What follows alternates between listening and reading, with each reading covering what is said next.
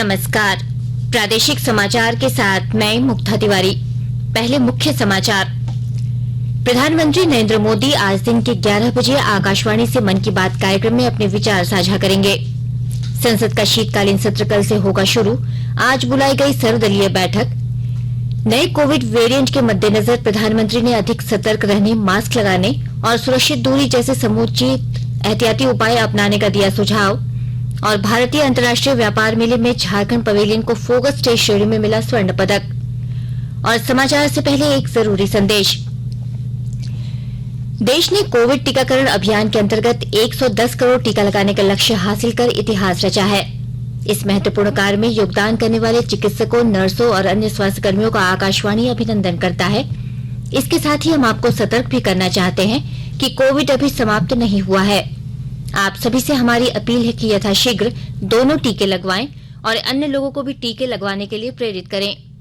त्योहारों के समय कृपया इन 3 आसान उपायों का पालन अवश्य करें। मास्क पहनें, 2 गज की सुरक्षित दूरी बनाए रखें, हाथ और चेहरा साफ रखें।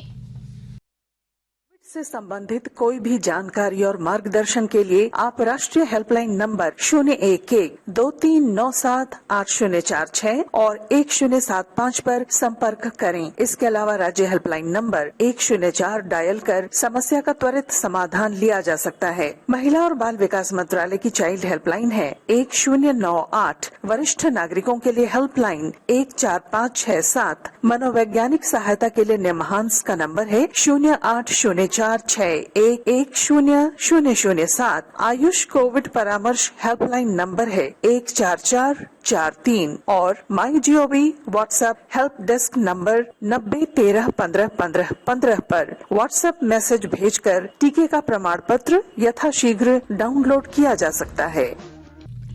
प्रधानमंत्री नरेंद्र मोदी आज दिन के 11 बजे आकाशवाणी से मन की बात कार्यक्रम में अपने विचार साझा करेंगे।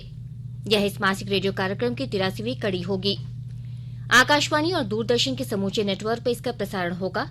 कार्यक्रम आकाशवाणी समाचार की वेबसाइट और न्यूज ऑन एआईआर ऐप पर भी उपलब्ध रहेगा।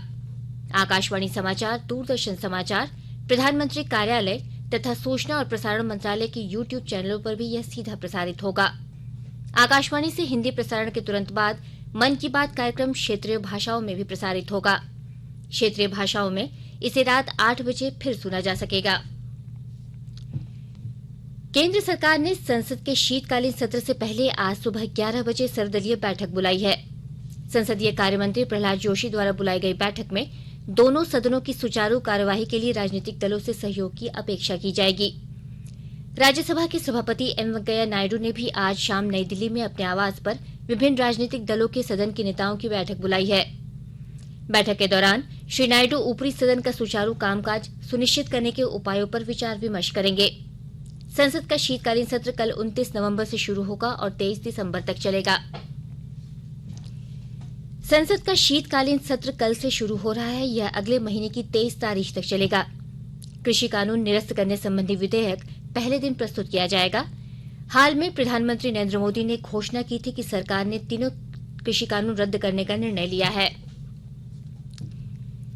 केंद्रीय कृषि मंत्री नरेंद्र सिंह तोमर ने किसान संगठनों से अपने आंदोलन समाप्त करने की अपील की है। उन्होंने कहा है कि 3 कृषि कानून रद्द करने की केंद्र सरकार की घोषणा के बाद आंदोलन जारी रखने का कोई औचित्य नहीं है। श्री तोमर ने एक समाचार एजेंसी से बातचीत में कहा कि किसानों को कृषि कानूनों की वापसी की प्रधानमंत्री नरेंद्र मोदी की घोषणा का सम्मान करना चाहिए और अपने घरों को लौट जाना चाहिए।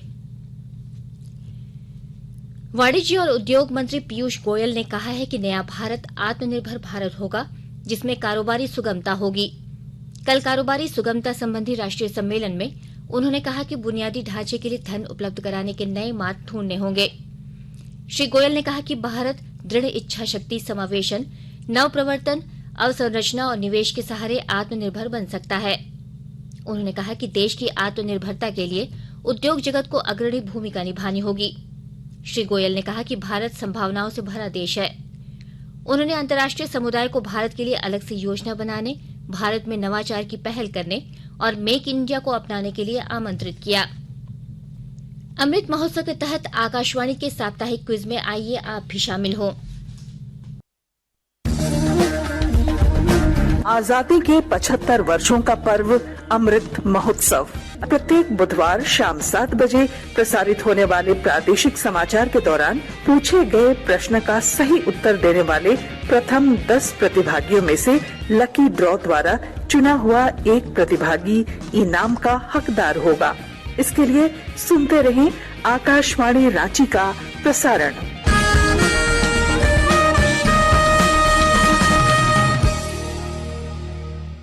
जागो ग्राहक जागो, जागो ग्राहक जागो।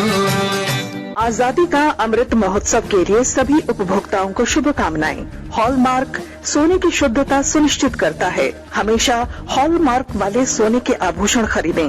उपभोक्ता किसी भी शिकायत के लिए कृपया राष्ट्रीय उपभोक्ता हेल्पलाइन टोल फ्री नंबर 14404 पर संपर्क करें। उपभोक्ता मामले विभाग, भारत सरकार द्वारा जनहित में जारी। जानो अपने अधिकारों को, अपने हक पहचानो, बेईमानों को सबक सिखाओ, ग्राहक अब तो जागो।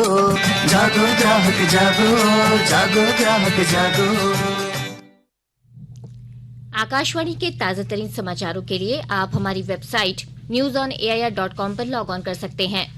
ताजा समाचार ट्विटर हैंडल @AIRNewsAlerts और Facebook page all India radio news पर भी उपलब्ध है। आप प्रादेशिक समाचार एकांश के ट्विटर हैंडल @AIRNews_रांची और फेसबुक, इंस्टाग्राम पेज तथा YouTube channel AIR news Ranchi पर भी हमारे बुलेटिन सुन सकते हैं। प्रादेशिक समाचार आप आकाशवाणी रांची से सुन रहे हैं और अब पेश है कोरोना से बचाव के कुछ संदेश। कोविड-19 से बचाव और सुरक्षित रहने के 3 उपाय। मास्क लगाएं, 2 गज दूरी है जरूरी, सुरक्षित दूरी रखें, हाथ और मुंह साफ रखें।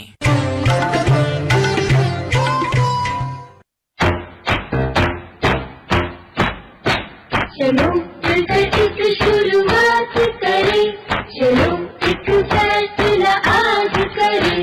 मास्क नहीं तो टोकेंगे, कोरोना को रोकेंगे।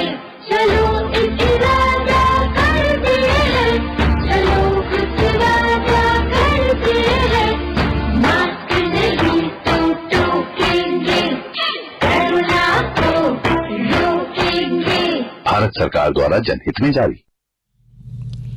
प्रधानमंत्री नरेंद्र मोदी ने देश में कोविड की स्थिति और टीकाकरण के बारे में कल नई दिल्ली में वर्चुअल माध्यम से केंद्र तथा राज्य सरकारों के उच्चाधिकारियों के साथ बैठक की। उन्होंने दक्षिण अफ्रीका में मिले नए कोविड वेरिएंट ओमिक्रॉन के मद्देनजर अंतर्राष्ट्रीय यात्रा प्रतिबंधों में ढील देने की प्रस्तावित योजना की समीक्षा की आवश्यकता पर बल दिया। प्रधानमंत्री ने देश में कोरोना की स्थिति और टीकाकरण में प्रगति का जायजा लिया। उन्होंने लोगों को अधिक सतर्क रहने और मास्क लगाने तथा सुरक्षित दूरी जैसे समुचित एहतियाती उपाय अपनाने का सुझाव दिया। बैठक में कैबिनेट सचिव राजीव गौबा, प्रधानमंत्री के प्रधान सचिव पीके मिश्रा, केंद्रीय स्वास्थ्य सचिव राजेश भूषण और नीति आयोग के स्वास्थ्य सदस्य डॉक्टर वीके पॉल ने भाग लिया। भारत ने उन देशों की एक सूची तैयार की है जहां के नागरिकों को भारत पहुंचने पर विभिन्न प्रक्रियाओं और जांच पड़ताल से गुजरना होगा। इन देशों में इसराइल, हांगकांग, दक्षिण अफ्रीका, ब्राजील, बांग्लादेश, बोत्सवाना, चीन, मॉरिशस, न्यूजीलैंड, जिम्बाब्वे, सिंगापुर और ब्रिटेन शामिल हैं। देश में कोविड टीकाकरण ने 121 करोड़ 84 लाख का आंकड़ा पार कर लिया है। अब तक 78 करोड़ 14 लाख टीके पहली डोज और 43 करोड़ 69 लाख दूसरी डोज के रूप में लगाए जा चुके हैं। स्वास्थ्य मंत्रालय ने बताया है कि कल 73 लाख 74 हजार से अधिक टीके शाम 7 बजे तक लगा दिए गए थे। केंद्र राष्ट्रव्यापी टीकाकरण अभियान के अंतर्गत राज्यों और केंद्र शासित प्रदेशों को निःशुल्क टीके उपलब्ध करा रहा है। गुमला जिले में कोविड-19 टीकाकरण की स्थिति में सुधार लाने के लिए स्वास्थ्य विभाग के साथ अन्य विभागों को समन्वय बनाकर योगदान देने का निर्देश दिया गया है। विस्तृत ब्यौरे के साथ हमारे गुमला संवाददाता। गुमला जिला उपायुक्त शिशिर कुमार सिन्हा ने कोविड-19 टीकाकरण की स्थिति में सुधार, प्रथम एवं द्वितीय डोज के लंबित डाटा अद्यतन की समीक्षा करते हुए जिले में प्रथम डोज के टीकाकरण दर में वृद्धि करने के उद्देश्य से समाज कल्याण विभाग, शिक्षा विभाग, आपूर्ति विभाग तथा JSLPS के तंत्र को टीकाकरण की स्थिति में सुधार लाने के लिए स्वास्थ्य विभाग के साथ संलग्न होकर अपना भरपूर योगदान देने का निर्देश दिया है। इसके साथ ही उन्होंने अधिक से अधिक टीकाकरण सुनिश्चित करने के उद्देश्य से अधिक जनसंख्या जनसंख्या वाले गाँव को प्राथमिकता के आधार पर लक्षित करने का निर्देश दिया है, ताकि ऐसे गाँव के अधिकतम लोगों का टीकाकरण सुनिश्चित किया जा सके। नरेश कुमार, आकाशवाणी समाचार, गुमला। गढ़वा जिले में कोविड टीकाकरण के लक्ष्य को पूरा करने के लिए कोविड टीकाकरण एक्सप्रेस कार्यक्रम की शुरुआत की गई है। विस्तृत ब्यौरे के साथ हमारे गढ़वा संवाददाता। गढ़वा जिले में 15 लाख की आबादी में से 9.5 लाख लोगों को टीका लगाने का लक्ष्य है। इसमें से अभी तक 8 लाख लोगों को ही कोविड का टीका लगाया जा सका है। इसमें भी दोनों डोज का टीका लेने वालों की प्रतिशत काफी कम है। इसके लिए पिछले दिन प्रधानमंत्री के साथ वर्चुअल बैठक में गढ़वा जिला को अपना लक्ष्य पूरा करने के लिए विशेष निर्देश दिया गया था। इसके बाद से जिला प्रशासन और स्वास्थ्य विभाग ने इसे गंभीरता से लिया है। स्वास्थ्य विभाग झारखंड सरकार के निर्देश पर यहाँ टीकाकरण के लक्ष्य को पूरा करने के लिए टीका एक्सप्रेस वैन के माध्यम से अभियान शुरू किया गया है। इसमें स्वास्थ्य कर्मी टीकाकरण एक्सप्रेस वैन के माध्यम से चिन्हित पंचायतों और गाँवों में घर घर पहुँच रहे हैं। इस दौरान स्थानीय समाज सेवियों और जनप्रतिनिधियों की मदद से लोगों को टीकाकरण के प्रति जागरूक किया जा रहा है। विनोद कुमार पाठक, आकाशवाणी समाचार, Garhwa. National cadet corps NCC आज अपनी स्थापना की 73वीं वर्षगांठ मना रहा है। कल वो पूर्व संध्या पर कोर के महानिदेशक लेफ्टिनेंट जनरल गुरबीर पाल सिंह ने नई दिल्ली में राष्ट्रीय समर स्मारक पर एनसीसी की ओर से शहीद सैनिकों को श्रद्धा सुमन अर्पित किया। इस अवसर पर एनसीसी कैडेट देश के विभिन्न भागों में मार्च पास्ट, रक्तदान शिविर और सामाजिक विकास कार्यक्रमों में भाग ले रहे हैं। कोविड महामारी प्रबंधन में एनसीसी कैडेटों का महत्वपूर्ण योगदान रहा है। देश के सबसे बड़े व्यापार मेला भारतीय अंतर्राष्ट्रीय व्यापार मेले में झारखंड पवेलियन को फोकस स्टेट श्रेणी में स्वर्ण पदक मिला। कल नई दिल्ली में केंद्रीय अल्पसंख्यक कार्य मंत्री मुख्तार अब्बास नकवी ने स्वर्ण पदक और प्रशस्ति पत्र पवेलियन निदेशक राजेंद्र प्रसाद को प्रदान किया। इस मौके पर पवेलियन निदेशक राजेंद्र प्रसाद ने कहा कि झारखंड उद्योग विभाग द्वारा लगाया गया यह मंडप झारखंड के विभिन्न विभागों और वहां के शिल्पकारों, कारीगरों और व्यवसायियों के लिए विश्व स्तर का पटल है। गोड्डा जिले के मेहरमा थाना के पिरोजपुर स्थान पर न्यायिक और प्रशासनिक आदेश के बाद अतिक्रमण हटाओ अभियान चलाया गया। प्रशासन ने 115 लोगों के घर और दुकान तोड़े। पाकुड़ और सरायकेला जिले में कल लोक अदालत का आयोजन किया गया। पाकुड़ जिले में गठित बेंचों द्वारा आपसी सुलह समझौते के आधार पर 25 मामलों का निष्पादन किया गया। वहीं सरायकेला जिले में 10 मामलों में समझौता के तहत निष्पादन करते हुए 16,000 रूपये जुर्माना वसूला गया। और अब अखबारों की सुर्खियां। राज्य से प्रकाशित होने वाले प्रमुख दैनिक अखबारों ने अफ्रीका में मिले कोरोना के नए वेरिएंट से सचेत रहने की खबर को पहले पन्ने पर प्रमुखता से प्रकाशित किया है। प्रभात खबर ने लिखा है, कोरोना के नए वेरिएंट से बढ़ी चिंता, केंद्र में आपात बैठक, प्रधानमंत्री ने कहा फिर न हो चूक, विदेशी उड़ान के फैसले की करे समीक्षा। दैनिक भास्कर की सुर्खी है, अफ्रीका में मिले नए वेरिएंट, दुनिया भले ही डरी हुई लेकिन वहां स्थिति नियंत्रण में है। नए वेरिएंट से दहशत ज्यादा, खतरा कम। दैनिक जागरण लिखता है, अंतर्राष्ट्रीय उड़ानों पर ग्रहण, कोरोना के नए वेरिएंट ओमिक्रॉन के मिलने से फैली अफरा तफरी। हिंदुस्तान की सुर्खी है, केंद्र ने किसानों की एक और बात मानी, पराली जलाना अब अपराध नहीं, किसान बोले बातचीत जरूरी, किसानों का संसद कूच टला। रांची एक्सप्रेस ने लिखा है, मुख्यमंत्री हेमंत सोरेन ने कहा सार्वभौमिक पेंशन योजना के माध्यम से जरूरतमंदों को मिलेगा पेंशन। और अंग्रेजी अखबार द टाइम्स ऑफ इंडिया और हिंदुस्तान टाइम्स ने भी कोरोना के नए वेरिएंट पर चिंता की खबर को पहले पन्ने की सुर्खी बनाई है। लिखा है, प्रधानमंत्री ने कहा अंतर्राष्ट्रीय उड़ानों पर प्रतिबंधों में ढील देने की योजना की समीक्षा करने की है जरूरत। अंत में मुख्य समाचार एक बार फिर। प्रधानमंत्री नरेंद्र मोदी आज दिन के 11 बजे आकाशवाणी से मन की बात कार्यक्रम में अपने विचार साझा करेंगे। संसद का शीतकालीन सत्र कल से होगा शुरू। आज बुलाई गई सर्वदलीय बैठक।